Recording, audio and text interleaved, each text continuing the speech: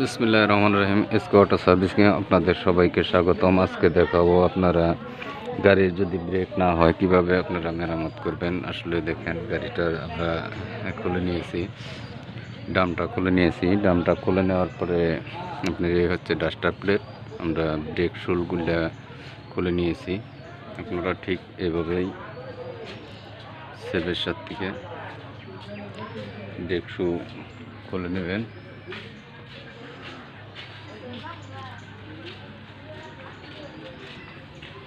খুলে নেওয়ার পরে ঠিক এভাবে আপনারা ব্রেক শুলগুলো ঠিক আছে, ব্রেক শুল ঠিক থাকার পরে আমরা কি করেছি দেখেন, আমরা এই যে ব্রেক শুর যদি কেউ মাল ধরাইতে চান আসলে এই সাইডে দেখেন, এই যে আমরা এক্সট্রা একটা পট্টি লাগাইছি, এই দেখেন আমরা ফ্ল্যাট বার দিয়ে এক্সট্রা জাম লাগিয়ে দিছি। তাহলে হবে কি এই ব্রেক শুটা একটু এরকম বড় হবে, তাহলে আপনার ব্রেক শুটা সুন্দরভাবে ব্রেক হবে।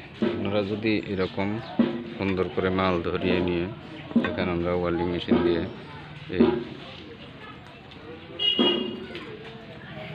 পাতিগুলো দিয়ে কেটে তারপরে মাল ধরিয়ে নিয়েছি।